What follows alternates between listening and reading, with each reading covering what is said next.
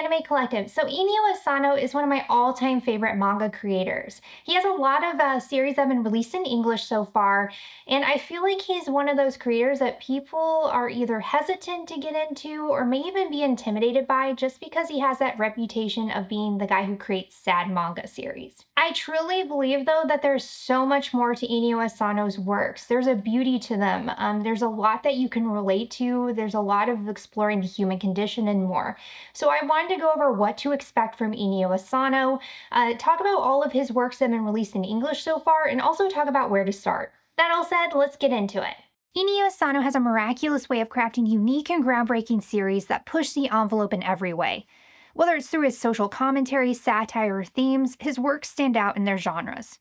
You often find yourself following his characters in coming-of-age stories, but they have mature and thought-provoking themes that highlight society and humanity in ways you rarely see.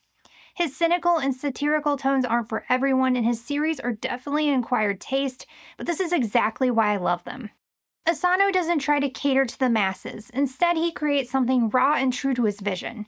His style is instantly recognizable, similar to how I can spot a Naoki Urasawa manga instantly. He's got this signature mix of psychological, drama, and slice-of-life elements, but he dives into new genres like sci-fi and supernatural.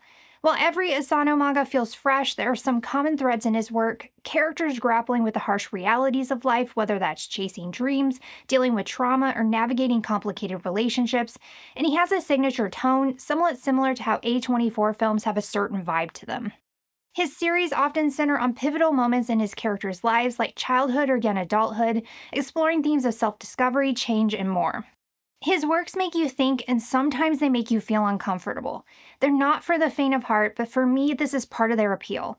They're deep, complex reads that often show a more cynical side of humanity, but his characters are relatable, and you find yourself rooting for them even when life seems determined to hold them back.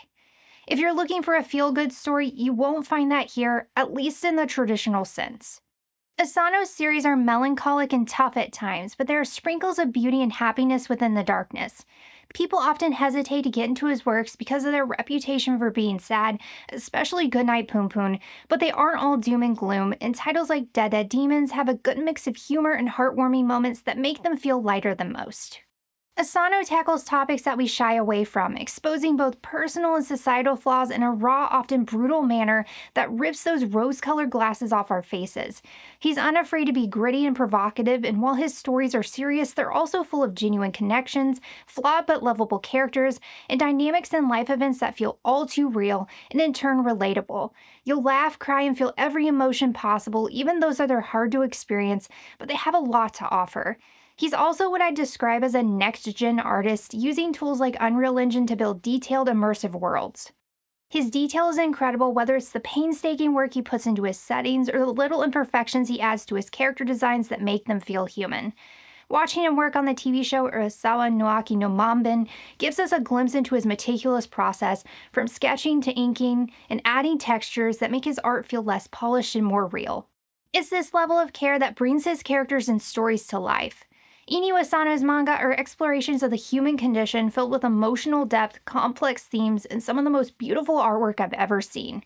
He's not afraid to go places most creators wouldn't, and I truly believe that he's one of the best creators of our time. So far, 8 of Inio Asano's series are available in English, with Mujina Into the Deep set for release in 2025. In this video, I'll introduce each of his works, highlight what makes them unique, and help you decide where to start if you're new to his works. So first up, I want to talk about Solanin. Solanin is a story about a group of 20-somethings living in Tokyo, including Meiko Inoue, who's stuck in a soul-sucking job with a terrible boss, and her boyfriend Naruro, a freelance illustrator who crashes at her apartment because he can't afford rent. The story follows their group of friends made up of Naruro's old bandmates and college buddies as they navigate life. There is something inherently terrifying about your 20s. You are suddenly thrust from high school into college or the workforce into a completely new world, often taking paths you think you should take for stability instead of doing what you love. I was guilty of this at one point, worried that pursuing a life as a creative would be too hard based on what society told me, so this one really resonated with me. At first, the characters are just coasting through life, but something calls them to chase their dreams, which isn't without its own challenges. Of course, though, life doesn't always go as planned, and Asano highlights this too. The story shifts between each character's perspective, diving into their lives and inner thoughts, showing how and why they got to where they are. Most of Asano's stories feature multiple viewpoints, but with one driving character at the center of the story. Many, however, have a main group that is the focal point of the story, as seen in Solanin, and this makes his stories even more relatable because it's easy to find someone within a group of people that you connect with in some way or another. It's one of Asano's lighter, more easygoing reads, even though it still has moments that are sad, making it a great entry point for newcomers. It beautifully explores the bravery it takes to go after what you want in life, but also how life doesn't always go according to plan. Music plays a key role in how the characters express themselves and the themes of the story, so if you like stories with musical themes, this is one you need to check out. Next up is A Girl on the Shore, which is Asano's most explicit work to date. The story follows Komei and Keisuke, two teens who form an intense, intimate relationship. Though their connection is complicated and toxic, both have been scarred by past experiences that led them to one another in a time of need, and they grow over the course of the story. I felt melancholic while reading A Girl on the Shore, but I feel like melancholy is a big part of growing up. Life is tough and bittersweet, things don't always turn out how we'd hope, we aren't always the person people perceive us to be, and growing up is a messy and confusing thing. A Girl on the Shore explores this and more. While the sex scenes in this one might put some readers off, they play a crucial role in the story, highlighting the messy reality of adolescence in a way that only Inio Asano can. He explores themes of identity and the bittersweet nature of growing up over the course of this story. It's one of my top picks by Asano, but if you're new to his work, it's probably not the best starting point unless it really speaks to you. It's unflinching, graphic, and beautifully told, and it's a tough but worthwhile read. Dead Demons, Dededede Destruction is one of Asano's most unique series because it blends sci-fi, slice of life, and dark humor, and it's set against the backdrop of an alien invasion. It is filled with social and political humor that hits hard, exploring humanity's actions in a way that feels all too real and unsettlingly possible. The characters' pessimistic view of society and their use of humor as a coping mechanism make the story relatable too. While it has Asano's signature melancholic tone and impactful moments, it's lighter than his other works, so it is one I always recommend to new readers. Dead Demons is set in Tokyo, where the citizens live under the looming presence of an alien mothership, which stirs fear and division among those seeking peace and those ready to use force. At the heart of this story are high schoolers Koyama Kadode and Nakagawa Iran trying to live a normal life amidst the chaos. It has profound societal commentary, and it's a wonderful coming-of-age story as we follow our characters who are trying their best to live a normal high school life in the midst of all that's going on. Asano always surprises us, but the series sees him stepping out of the box more than ever before, which makes it not only one of the best sci-fi and slice-of-life manga I've ever read, but a standout in his work. Definitely check out the anime as well if you have yet to do so. Inio Asano has worked in anime before as the character designer for The Perfect Insider, but Dededede is the first of his series to be adapted. Nijigahara Holograph is one of Inio Asano's earlier works, set in a town where butterflies fill the sky and rumors of a mysterious creature lurking in the tunnel behind the school spread among the children. After Ari Kimura's mother is found dead near the tunnel, the legend feels all too real. The kids, believing her to be the cause of the curse, decide to sacrifice her by shoving her into a well leading to the Nijigahara tunnel. This violent act pushes Komatsu Zaki, who harbors feelings for her, completely over the edge. But this is only a glimpse of the twisted events that occur in this one. The story is told across two timelines, weaving together the lives of coworkers, teachers, students, aggressors, and victims who are all linked by their past actions. A decade later, they must face the consequences of what they've done. It's a psychological thriller with crime, mystery, and supernatural elements, somewhat reminiscent of series like Erased, but with a mind-bending twist that makes it feel like a David Lynch film. If you're into puzzling, psychological, and dark supernatural stories, this is one you'll want to check out. This next one, What a Wonderful World, is a 2-volume collection of short stories that, despite their differences, share a common theme. Even when life gets messy and dark, there's always a glimmer of hope. Asano explores life's dualities, showing how it can be harsh yet beautiful. We follow characters facing everyday struggles, young adults unsure of their futures, people burned out by routine, and those who feel lost or stuck. These stories highlight the bittersweet reality that happiness can be found even in the toughest times.